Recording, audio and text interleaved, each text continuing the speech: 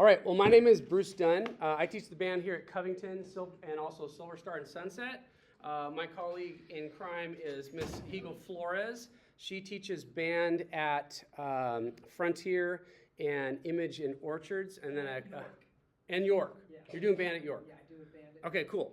And then Mr. Wilcott is the orchestra teacher at Image. Miss Holtman, I did not put her name up there, is the orchestra teacher at Orchards, and Miss Carol Byman teaches at Image. Oh, excuse me. Yeah. Okay. Mr. Wilcott, I think, is doing. He's not with us in the. On that of these schools. Okay, I goofed that up, so scratch his name. Anyway, and then Miss Ulinwa is the orchestra director here at Covington and also at Sunset and Silver Star with me, so we kind of have the same schedule. Come on and in. our There's goal some seats here, right come on in, there's some seats over here too.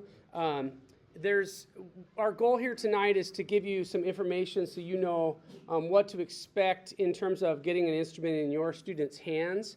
And I'm also recording this, like I said, for people at home so that if they miss it, they can chime in. Let's go to the next one.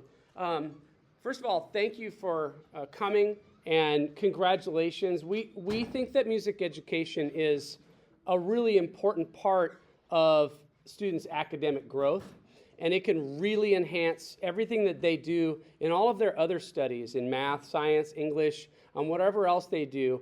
It teaches really important life skills. In addition to all the things that you see up on the screen, like teamwork, discipline, perseverance, it's fun, cultural enrichment. There's just a lot of components to music that we believe that it enhances their education. Okay, let's keep those shut, please. There's a lot of stuff in there that I don't need touched. Thank you.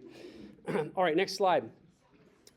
For the instrument selection process, what we usually do, and I think that we're all through with our demonstrations, is we actually go and visit the elementary schools and we demonstrate the instruments available to the students in 5th grade. So the instruments that they can learn in band are flute, clarinet, trumpet, or trombone, and the instruments in orchestra are violin, viola, and cello.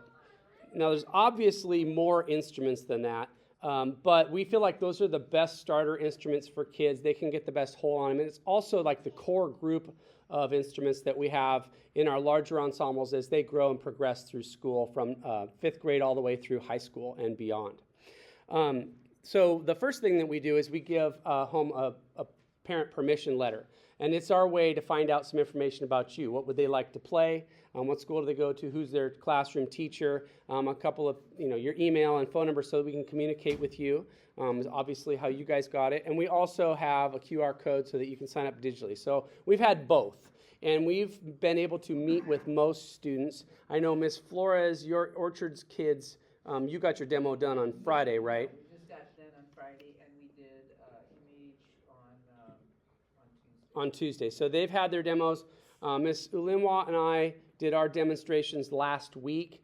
And our goal is, to give the teachers time to settle in that first week of school, come in, we do our demos, and we start getting them into a routine of how our class is going to go. Before we move on, is there anyone in this room currently that has not filled out a form, has not officially signed up for band or orchestra? Anyone in the room? Okay, perfect. Awesome. We're going to talk today about sizing and supplies. We'll talk about our supply letter and the things that you'll need, the materials you need. And we've actually, for Silver Star and Sunset, we've actually already started teaching and meeting with them. We're going to be at Sunset tomorrow. We were at Silver Star today. Okay, next slide. So this is probably the most important component of tonight's meeting, and that is that why we believe that you should not try to find an instrument online. There's a lot out there. The internet's a big, kind of scary place. And if you're not familiar with what instruments are like, how they operate, how they're repaired, things like that, then, again, it's a very scary place. We highly discourage going on Amazon, Craigslist, Marketplace, OfferUp, garage sales, because they are going to just out for one reason, and that's just to take your money, and once their stuff's gone, they don't really care.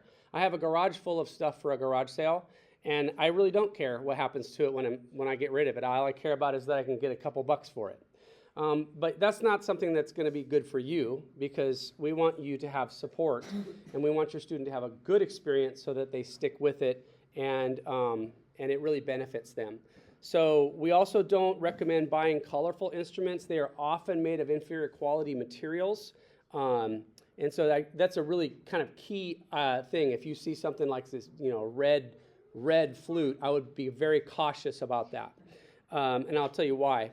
They are often very poorly made, and the parts are generally not available if there needs to be a repair. So if you go to the music store and say, hey, this isn't working right, they say, there are no parts for this model of instrument, and then you're just out that money. So, I'm very careful with how I spend my money, and I want you guys to have all that information as you guys are making those decisions. And just to add on to that, it becomes an additional struggle for the student to have to play something like that. They see it and they're like, oh my gosh, this looks so cool. And then they play it and they're having a hard time every single time while they're playing, because it's not an instrument that was made well enough to actually play on. And then specifically for strings, when I have to go tune said instrument, I can barely tune those pegs because they're not fitted to the instrument properly. So avoid buying things from Amazon, Craigslist, garage sales, colorful instruments.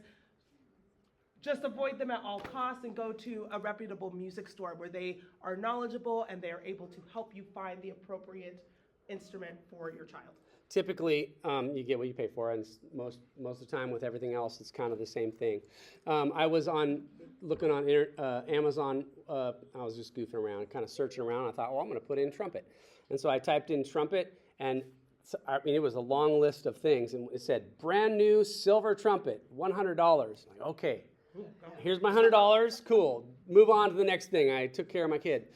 And I thought, this is terrible. And I have seen some of these instruments in person where the parts don't line up. Mm-hmm. The kid has no success at all. Mr. Dunn, this instrument isn't working. And it's usually just because it's just not quality. So be really cautious if you're at all, if there's any question, don't do it.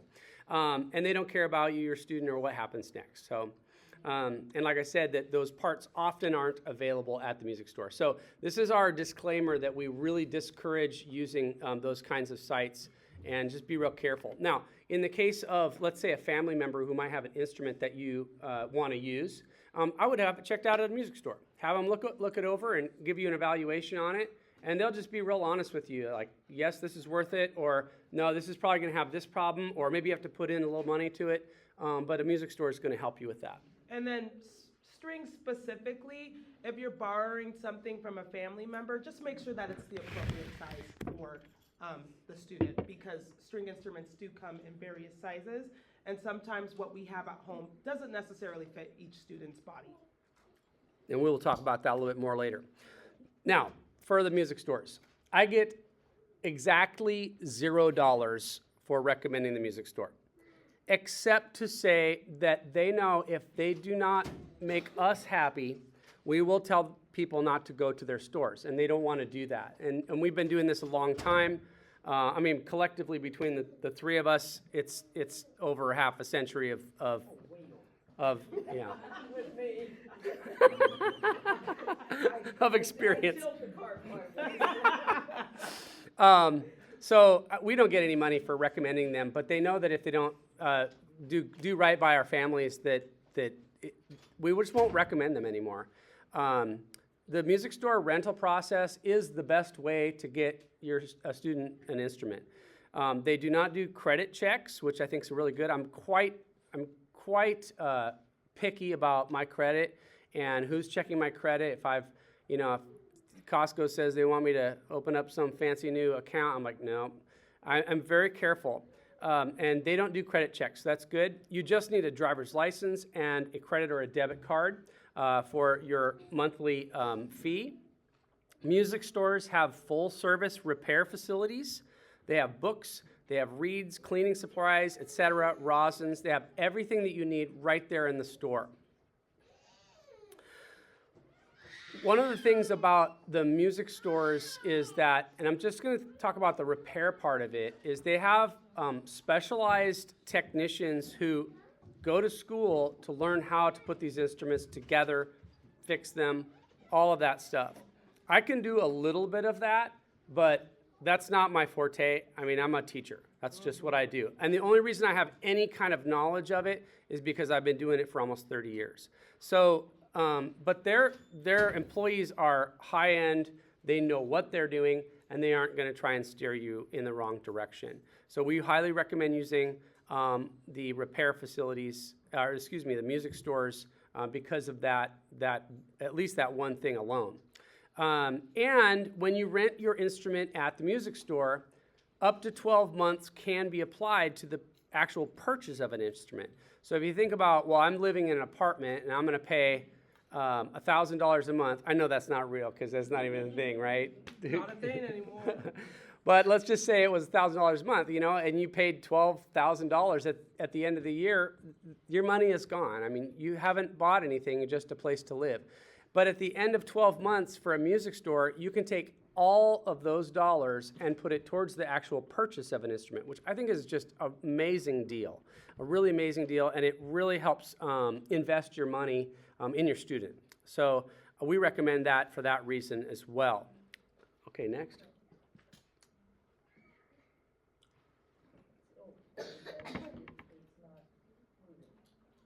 Yeah, you need. You might have to click the. Go back. Go back. Not go back? Yep, you went.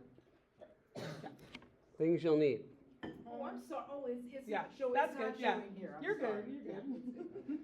That's I'm sorry, wasn't that's showing. strange. For a Okay. second, it wasn't showing. All right, things you need when you're at the store. So we're going to give, once the kids bring back their permission slip, and we've had a chance to meet with them. I've already done this with all of the students that I've met at Silver Star. I'm assuming you have too. Yeah. Because we met with them today. We give them a supply letter. Some of them got it last week, and a couple more kids got them today. When you get that letter, it's sort of your green light to go to the store and get the instrument. So it'll say what instrument you need, what kind of cleaning supplies, for example, reeds, oils, greases, swabs, brushes, rosin, etc. We do like kids to have a folding music stand if you can afford that. They're not that expensive. They fold up and kind of put it on your bed, but it also encourages really good habits when they're practicing. And then in the case of orchestra, I know you use a book. Do you use a book, Miss Flores? Not till about halfway through the year. I start with the With my book? song book. Yeah, okay. And I have a book that I wrote that I use for my beginning band.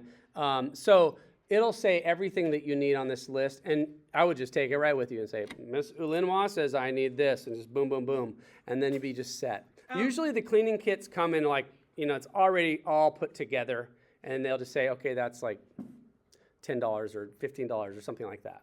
And I do have over here some of the orchestra supplies. So if you are in orchestra and you want to take a look at specific supplies that you will need for class, I have some of them here so you can take a look at it and make sure you don't get the wrong thing.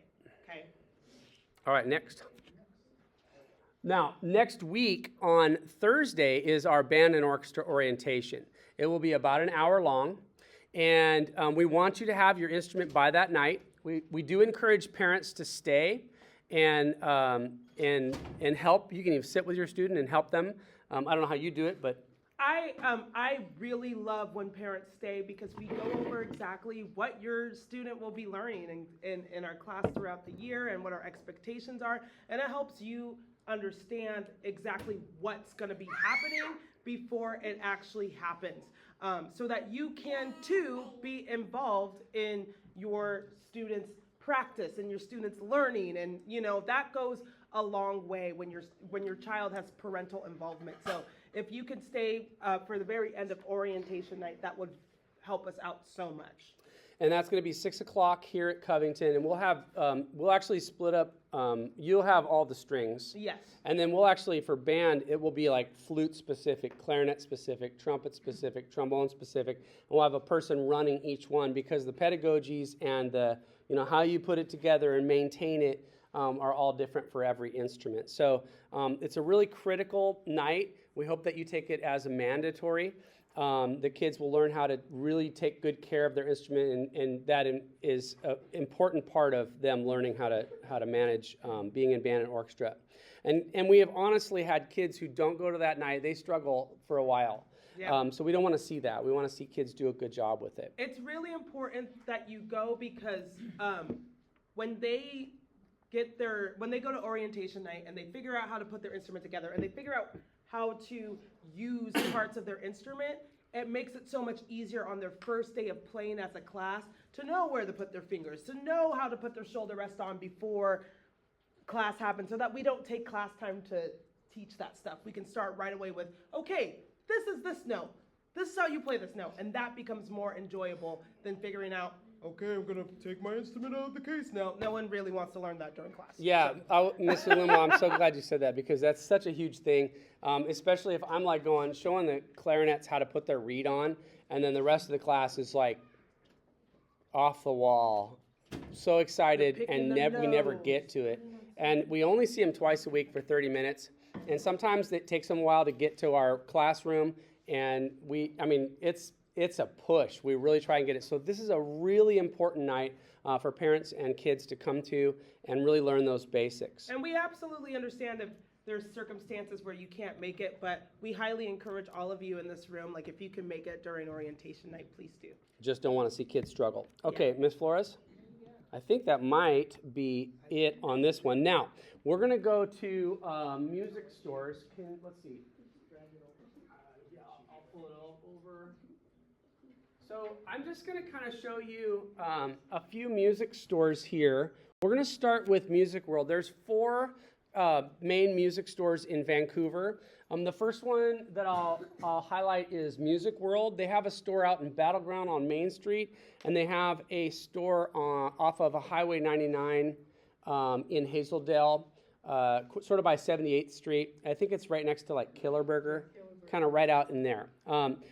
This is a full-service store, and can you go to the rentals? Sure. So you can actually rent online from a few of these stores. Which could be pretty easy for you because, sometimes like I don't get off work till yada yada, I got to make dinner and everything, so-and-so's got soccer and then I got to do this. So you can do a lot of the online rentals. Can you scroll down to the price list? And this might be a little bit small. I'm going to zoom it in on my computer too so people at home can see it. So this is an example of a price list at Music World. You can see they have 5 different levels of instruments, from budget all the way up to new. And we don't recommend necessarily the step-up instrument, which is usually an intermediate quality instrument. They're a lot more expensive. They do not need that. If they're going to continue in high school, it might be something that you think about later that you would do. But any one of the budget, good, excellent, new, you can see these are monthly prices. I can tell you that, a brand new instrument obviously is going to be just like no one's ever touched it before.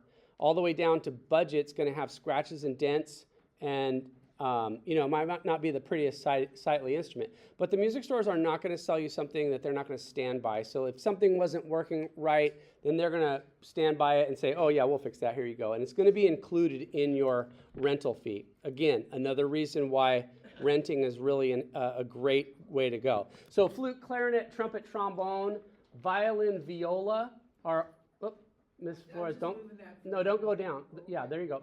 And then those are all the same price. I think cello and bass are there's no bass here, but cello's just a little bit more. Cello's a little bit more.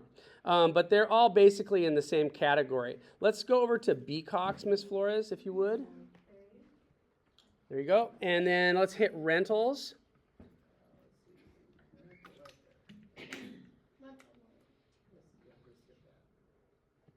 Uh-oh, internet. Come on, internet. I don't know. Can you... Yeah, rent online. That's the one. Mine's going a little slow. Let's try. No, it's going. Okay, yeah, yours is easier to read than mine. Okay, and you can see that these prices are really pretty close. This is Beacock Music. Beacock Music is up on 164th and right near the tech center, but on the west side of 164th. There's a movie theater back in there. You can see that their pricing is really similar. Flute, clarinet, trumpet, trombone, violin, viola, all in the same category, and cello just a little bit more. Okay, economy all the way up to brand new. Let's go to River City. Now, this is going to be funny because River City is the smallest store, and they do have a smaller inventory. You cannot click rentals because what you will get on the rentals will say, this page isn't working. Is that right? Yep. And I just got off the phone with Jim Hively, who's the owner of Music World, and he said, yeah, my website guy died, and I don't know how to get it fixed. So however, can you click the Adobe link at the bottom, Miss? Right here. This one. Yep. Okay, so and scroll down. And so I actually made a PDF of the prices for all the stores. So the last one is the River City store. They're about $1 cheaper or so. I don't see that they have new instruments, but they have fair, good, and excellent flute, clarinet, trumpet, trombone, violin, viola. Again, all the same price, and they don't rent out cello, which is plural for Cello. Oh. Oh, they don't rent out the bottom level. You're right. I see that. Okay. And then the last store, and by the way, when Band Kids brought their stuff back, I actually gave them a copy of all of these. So hopefully you saw them. String players, they know everything strings. They're able to ship to you, which is awesome. And it includes most of the things that we have on our materials list. All of that stuff that you see is included in your rental, which is really, really awesome, including insurance, which is so cool. You will still have to get like your book and all of that other stuff, but they're a really good resource because it gives you your shoulder rest, it gives you extra strings, it gives you a tuner, it gives you rosin, it gives you your bow. You get a tuner? You get a tuner. That's pretty awesome. Yeah, it's really cool. So they give you everything, and that's the that's the price for, the entire jacket, which is really, really cool. And they are very nice quality instruments. I highly recommend that if you are a string player, this is one of your first stops because they will treat you very well and give you exactly what you need, and they're very informed. And actually, some of the stores, when you go through their online process, you can actually select to have them deliver it to the school. So you guys want to go home tonight and sit on the couch, you can do it all from your phone, and the instrument will just magically show up here at the school, okay? Or at whatever school you're at, which is really, really convenient for you because then you don't have to pick it up. The kid can just take it home right after school, and they're like, look, I have an instrument now, and it's really cool. Right, and the only thing is that if you do have to have a repair or something like that, don't bring it to us necessarily. You can show us and we can try, but it would go to the actual physical store to get repaired. So, and for people at home, I just goofed up the video, so it's going to end up being 2 videos. Sorry about that. Let's see. I want to do just a tiny bit of rental math, and then I'm going to let you guys ask questions if you have them.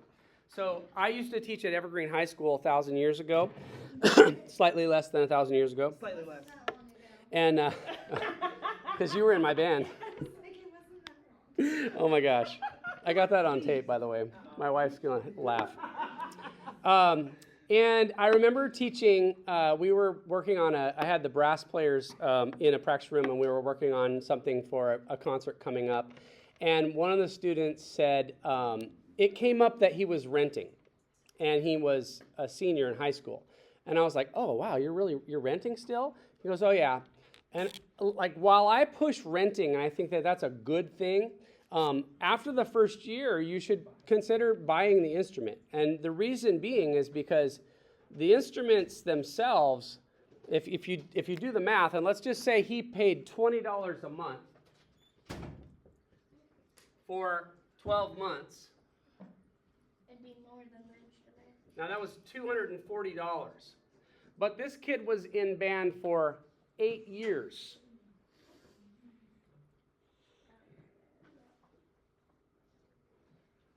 Good math, good job. $1,920. His instrument could not have been worth more than a few $100s. But they had paid for, like so much more for that instrument over the life. Now, he could take it in and get it fixed whenever he wanted to, and that's fine. I just want you to be aware that after the first year or two, you can only apply 12 months. And it's really to your benefit to consider, hey, I think we're going to try and, you already spent a little bit of money. You can have a little credit and move on and get an instrument that's going to last them through high school. So that little music math was a little bit painful. And I'm not sure that their parents knew that at the time, but after we kind of talked about it, they're like, oh, yeah, that's... And it wasn't a very good instrument. It was a student model instrument. The kid had already grown out of it. It was just convenient. So while I do want to recommend the music stores, I also am looking out for your money too and what you guys are doing with it. So I would say be careful about that, renting too long. Yeah. And then specifically strings, because we vary in size. Don't buy anything until your student is full size, because this is a full-size violin, and they get smaller than this. My smallest violin in my classroom is about this big. Like, I'm not even kidding. If you spend money buying a 3/4 violin, and they're going to continue playing the next year, they're going to eventually get to this size, and you just wasted money buying a 3/4 when you're going to need to get a fuller size eventually. So refrain from fully buying an instrument until your student is full size and fully grown into their instrument. Yeah, and again, string instruments come in different sizes. I think Mozart was like 3 years old when he started to play. He grew and turned out to be a pretty decent musician. Band instruments do not come in different sizes. They are all one size fits all. And so you don't have to worry about that element of it.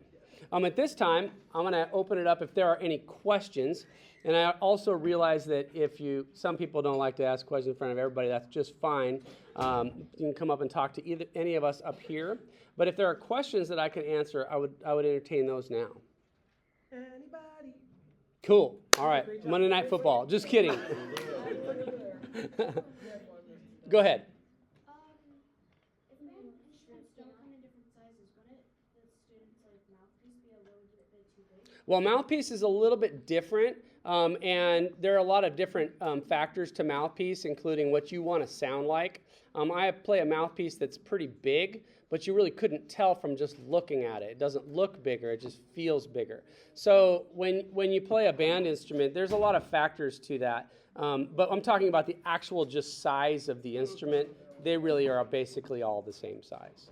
Okay. That's mostly so that for length, it needs to be a specific. It has to be a length. specific length to be the right pitch. Yeah. Right. Other questions? Yeah, I'm good. Yeah, good job, Mr. Dunn. I will say that if you are an orchestra person and you didn't get your second letter, meaning you didn't get your size, you didn't get your materials list, I will be sizing people over here and giving you that second letter so you can go to the music stores and get what you need. And same for band. And if you have questions about it, or if you want to just come up and say hi, that's just great.